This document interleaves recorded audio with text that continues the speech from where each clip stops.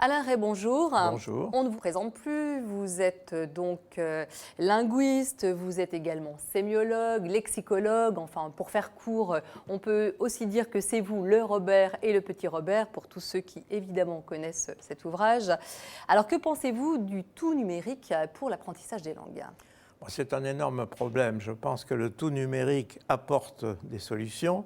On a vu dans un petit documentaire sur Expolang que ça facilitait la communication, ça facilitait le passage de l'information d'un milieu aux autres. Aussi bien le multimédia permet évidemment d'utiliser le cinéma français, qui est connu dans le monde entier pour l'apprentissage ou l'amélioration de la langue française.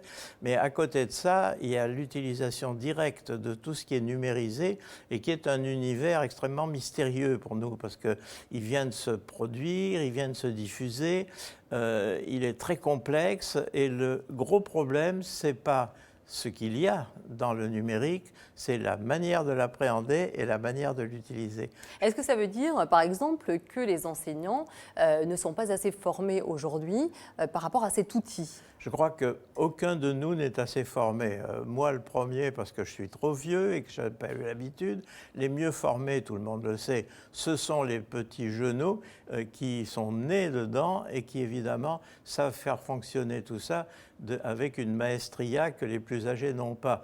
Mais ça ne veut pas dire qu'ils le maîtrisent totalement parce que la technique change sans arrêt, parce que les contenus s'élaborent de plus en plus et que pour bien se servir des contenus numériques, il y a tout un apprentissage qui devrait se faire. Donc il manque dans l'éducation une éducation au numérique. Et ça serait quelque chose qui serait tout à fait précieux parce qu'il y a des scories, il y a trop de choses, il y a des choses à éviter, il y a des choses à... Ce que vous dites finalement, c'est que la technique va plus vite que les contenus. La technique va tellement vite qu'on s'épuise à la suivre au point de vue des contenus. Et ensuite, je rappellerai que la technique du numérique est une technique formelle.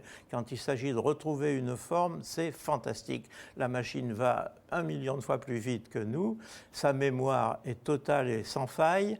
Mais à côté de ça, quand il s'agit de distinguer les sens et surtout les nuances et surtout les contenus culturels qui varient d'un usage à l'autre, parce que le français, c'est un univers un peu abstrait. Il y a le français de France, plusieurs Français en France, le français de Belgique, les Français de Suisse, du Québec, du Maghreb, d'Afrique noire, de Nouvelle-Calédonie, de Polynésie et d'autres. Mais aussi rien de mieux qu'un bon professeur dans le français. Parce qu'on a et la peur langue quand même que ce maternelle. soit la fin des enseignants, le numérique. C'est un problème, c'est-à-dire que le numérique doit être subordonné aux enseignants. Ça doit être un outil et une aide pour les enseignants et un outil et une aide pour les apprenants.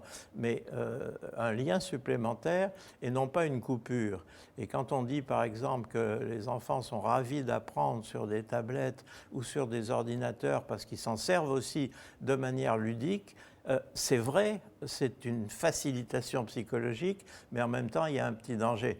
Parce que là, il ne s'agit plus de jouer, il s'agit d'apprendre. Et jouer et apprendre, c'est deux techniques différentes. On ne va pas demander à quelqu'un à la fois de faire du sport et de faire de la métaphysique. Les deux sont compatibles et même nécessaires. Dans l'éducation du jeune Pantagruel dans Rabelais, il fait autant de sport que d'exercice intellectuel.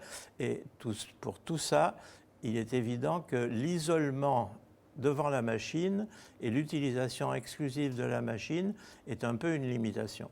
Il faut redonner de l'humanité, du collectif, du sensible, parce que la langue, ce n'est pas seulement des contenus intellectuels, c'est aussi des attitudes affectives et culturelles. Merci beaucoup Alain Ray pour cette belle leçon de français. Je rappelle le titre de vos derniers ouvrages, donc Dictionnaire amoureux des dictionnaires qui vient de paraître chez Plomb. Alain Ray, donc L'amour du français, paru chez De Noël. Le français, une langue qui défie les siècles, donc chez Gallimard. Et puis ce dernier ouvrage qui vient de sortir chez Milan, Trop fort les mots. Et enfin, si vous voulez tout savoir sur Alain Ray, eh bien, il y a déjà une belle biographie vous concernant. Donc Alain Ray, artisan et savant du dictionnaire chez Hermann Éditeur. Merci beaucoup Alain Ray, Merci à bientôt.